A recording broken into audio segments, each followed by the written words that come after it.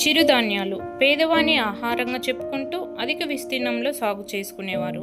ఆరోగ్యపరంగా ఈ చిరుధాన్యాలు చాలా శ్రేష్టమైనవని మన పెద్దల మాట. ఇతర పంటలతో పోలిస్తే దిగుబడి తక్కువ ఉండటం, మార్కెట్ రేటు తక్కువ ఉండటంతో క్రమేపీ వీటి సాగుకు దూరమయ్యారు. కానీ మారిన ఆహారపు అలవాట్లతో, పెరిగిపోతున్న జీవనశైలి వ్యాధులతో వైద్యులు చిరుధాన్యాల ఆహారం మంచిదని సూచించడంతో తిరిగి చిరుధాన్యాల వైపు మొగ్గు చూపుతున్నారు ప్రజలు. దీనితో చిరుధాన్యాల ప్రాముఖ్యత గురించి ప్రజలకు తెలియజేయడానికి మన కేవీకే ఊటుకూరులో మిల్లెట్ మేళా నిర్వహించబడింది. దాని విశేషాలు చూద్దామా? అందరికీ నమస్కారం. నా పేరు కె అంకయ్య కుమార్. కృషి విజ్ఞాన కేంద్రంలో కార్యక్రమ సమన్వయకర్తగా ఉన్నాను. ఈ కృషి విజ్ఞాన కేంద్రం ఊటుకూరు కడపలో ఈ మిల్లెట్ మేళా గురించి, మిల్లెట్ మేళా యొక్క ఆవశ్యకత గురించి చెప్పదలుచుకున్నాను. పురాతన కాలంలో చిరుధాన్యాల ఆవశ్యకత గురించి ఎక్కువగా అవగాహన ఉండేది. నేటి తరానికి అది చిరుధాన్యాల ఆవశ్యకత గురించి కానీ, అది ఆహార శైలిలో దాన్ని ఎలాగా తినాలో తెలియకపోవడం మూలాన ప్రస్తుతం ఉన్న సమస్యలు ఊబకాయం కావచ్చు, తర్వాత చక్కెర వ్యాధి కావచ్చు, ఇటువంటి సమస్యలతో ప్రస్తుత జనము చాలా మట్టుకు ఈ అవగాహన లేకుండా పోగా వీటికి అవగాహన కల్పించాలనే ఒక మంచి సదుద్దేశంతోనే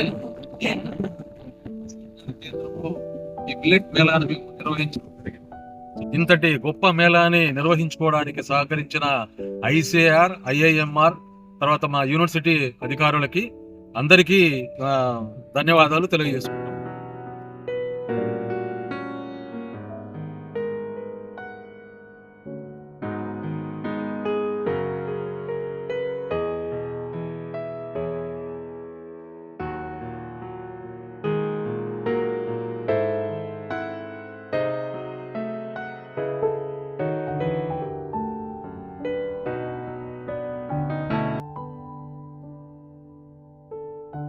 అధిపతి డాక్టర్ అంకయ్య కుమార్ గారిని, వారి సిబ్బందికి ప్రత్యేక అభినందనలు తెలియజేస్తున్నాము.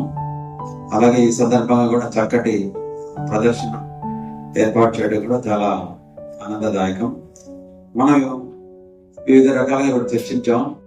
3-4 సంవత్సరాల ముందు విశేషంగా మనం అందరూ కూడా వాడాం. ఎక్కడ చూసినా కానీ మిల్లెట్స్ వాడటము, దాన్ని వాడడం. కానీ మళ్ళీ దాని గురించి మరి ఈ మధ్య కాలంలో కొద్దిగా స్లో అయింది. ఏ రకం బాగున్నాయి, ఈ మిల్లెట్స్ లో ఈ రకం ఎక్కడ దొరుకుతుంది సీడ్ అని. కాకపోతే ఇప్పుడు అది రావడం లేదు అంటే, ఇప్పుడు ప్రాసెసింగ్ వరకు అడుగుతున్నారు అంటే అందులో మిల్లెట్స్ ఎందుకు అనేది మాత్రం చెప్పదలుచుకున్నాను. సో భోగులు ఎంతమంది ఉండాలనుకుంటున్నారు? భోగిగా యోగి వద్దు, రోగి వద్దు. భోగి అంటే సార్ 2 times తింటే చాలా అంటున్నారు. సరే, మా వరకు అంటే చాలా వరకు కుర్చీలో కూర్చొని చేసుకుంటాము. ఓకే, 2 times తిన్నా ఇదైపోతుంది ఆఫీస్ జాబ్స్ అయితే. కానీ రైతులకి అది కుదురుతుందా? ఎంతమందికి మనసులో వచ్చి ఉంటుంది, మీకు చెప్తా 2 పూటలు తినమని. నేను పొలానికి పోతే నాకు 1 గంటగా వచ్చిందా లేదా అండి? మీకు మైండ్ లో వచ్చింది కదా.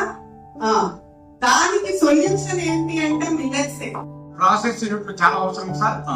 అది ప్రాసెసింగ్ ఇదైపోతే నెక్స్ట్ ఫుడ్ హ్యాబిట్స్ చేంజ్ కావాలనే ఒక ఉద్దేశం ఉన్నప్పుడు ఆ ఫుడ్ తినేదానికి యోగ్యంగా, తినేదానికి అనుకూలంగా, అది పేదరికం కావచ్చు, పేదరికంలో ఉన్న వాళ్ళు కావచ్చు. మెప్మా సార్ అన్నారు, పేదరిక నిర్మూలనలో పౌష్టిక ఆహార భద్రత, న్యూట్రిషన్ సెక్యూరిటీ అనే ఒక అంశం చాలా విలువైనది. ఈ రోజు పేదలకు రేషన్ కార్డు ఇస్తాను, కానీ రేషన్ కార్డు కంటే ఇవి ఇవ్వాలి.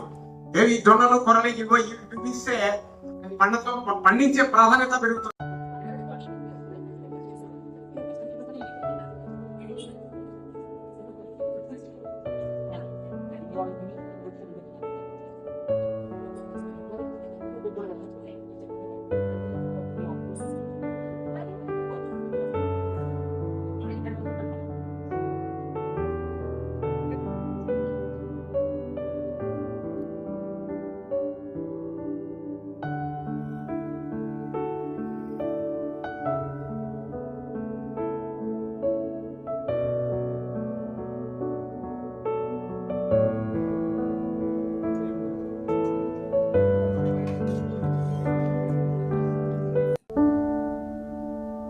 ఇక్కడ మనం చిరుధాన్యాల ఉపయోగాలను కూడా మనం గమనించవచ్చు. అలాగే చిరుధాన్యాల ప్రదర్శనకి ఇంతటి సహకారం అందించిన ICAR మరియు IIMR వారికి